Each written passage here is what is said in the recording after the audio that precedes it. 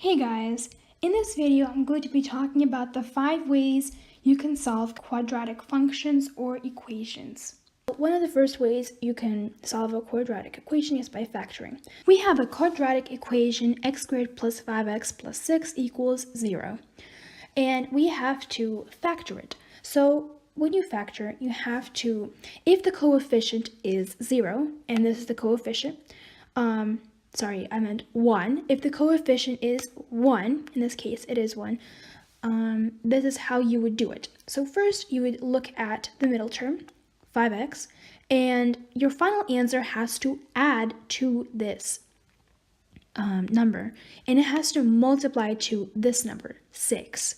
So then we look at all the multiples of 6. That is 2 times 3, 6 times 1. And so now we have to look at what two numbers can add to 5. They can be 2 and 3, 4 and 1, and they include others. But right now we're just looking at those two. And the common things that they have is 2 and 3. So we're going to use these two numbers because 2 and 3 multiply to 6 and they add to 5. So now that we have figured that out, we are going to rewrite our equation, and we're going to split our middle term into two terms to actually factor this.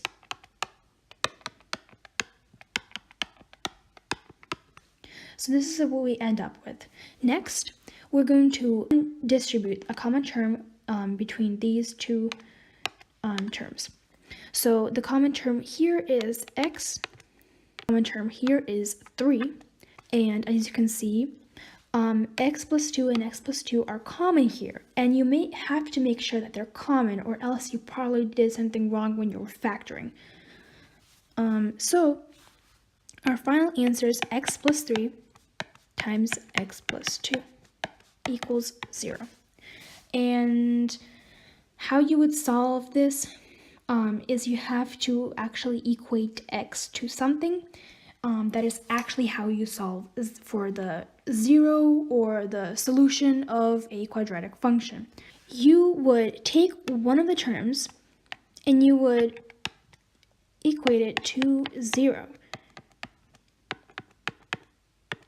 So one of our solutions is x equals x minus 3.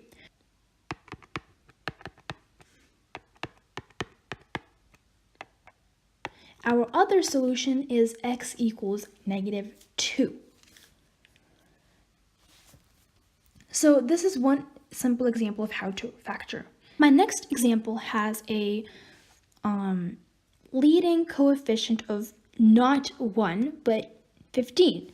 When this happens, you have to look at the rest of the equation and see if there are any common terms, common multiples that can be factored out or undistributed. So in this case there is, and it is 5. So you would undistribute 5. Next, you will just proceed with your pretty much regular factoring, except for the fact that our leading coefficient is still not 1. What you do in this case is our last term actually does not multiply to 2, but it multiplies to 2 times this coefficient right here. So we have to look for numbers that multiply to 6 and add to negative 5. So numbers that multiply to 6 include negative 3 and negative 2. And they happen to also add to negative 5. So this is the perfect number to use for this example. The perfect numbers. So you would again split the middle term into these numbers that we have come up with, and you're going to undistribute them just as usual. So our factored form is 5 times 3x minus 2 times x minus 1.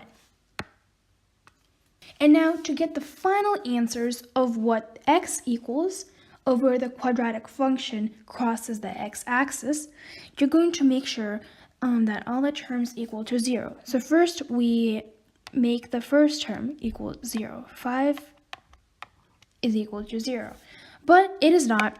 So that term is not one of the answers. 3x minus 2, we solve that and we come up with x equals 2/3. And we also equate our last term, x minus 1, and x equals to 1. So these are our final answers. Another way to solve quadratic functions is using the quadratic formula. This is personally one of my favorite ways to solve because it just requires plugging into a calculator and you're good. So the quadratic formula, and there's actually an explanation of how we derived this formula, but I'm not going to go into that in this video. I'm just going to give you guys the formula and explain to you what it means. This equation, in this formula, you have b, a, and c. So in a quadratic equation, you would usually have ax squared plus bx plus c. So you would plug in b for this, and then a for this, and a for that. So obviously, I can show you guys an example, but it is basically very easy to do. You just plug it into your calculator. So we can use our example with the 15x squared minus 25x plus 10. And we will plug that in. And as you can see, obviously have plus or minus, which means that you will have to plug this equation in to your calculator 2 times. That means you will get 2 answers. A way you can tell that a quadratic function has no solution is if all the numbers under the square root equal to a negative number, then you can definitely tell that it is a no solution equation, which means that if you graph it, the quadratic function would be not touching the x-axis. So another way you can solve a quadratic function is by the square rooting method. So this is a very simple example of how to use the square rooting method, just to show you the basics. So here we have x squared minus 81 equals 0. So what you would do in the square root method is you would isolate the thing that is being squared. In this case, is simply x. And then you would just simply square root x, and you would get plus or minus 9. And make sure it's plus or minus because it means that x equals to both negative 9 and 9. And what this means is the function crosses the x-axis at both negative 9, 0 and 9, 0.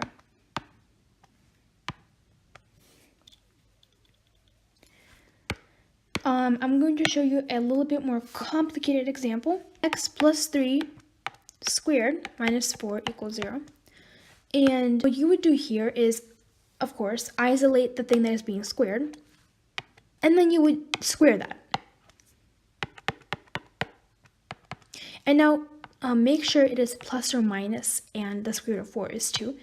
And then how you would solve this is you would solve both of them. So first I'm going to do the plus. So you're going to do x plus 3 equals to 2. And you would do negative 1. You would get negative 1. And then if you did the negative, next you would do x plus 3 equals to negative 2. X equals negative 2 minus 3, and then x equals to negative 5. So those are your 2 solutions for the x-intercepts. Completing the square. So first what you would do is isolate the x squared plus 12x. So basically carry the 32 to the other side. So then what you would do, I'm going to put a blank here and I'm going to explain why later.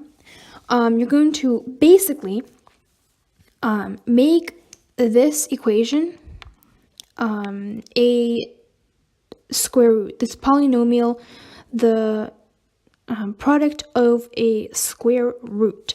So how you're going to do that is take the half of this number right here of 12, and you're going to take the, I guess you would call half of the x squared. So it would be x plus 6, and then you would square that, equals to negative 32. Now why I put these blanks here is because you can't just make x plus 6 squared equal to x squared plus 12x, because if you multiply that out, x squared plus 6 squared, it is not equal to this right here. You would actually have to have the square root of 6 present too. So you would add 36 to this equation to make it equal to this. Now, since we added 36 to this side, we have to add it to this side as well. So that is why, instead of negative 32, it would be 4. So then after you have done that, you can use the square rooting method, since we have the square root, and you're going to come up with x plus 6 equals to plus or minus of 2. And then you would solve that as normal. And those are our solutions. Another way, this is the last way and probably the simplest way to solve, is to graph the actual function. So in this case, it's x plus 3 squared minus 2. So what you would do is the vertex of this function is negative 3 minus 4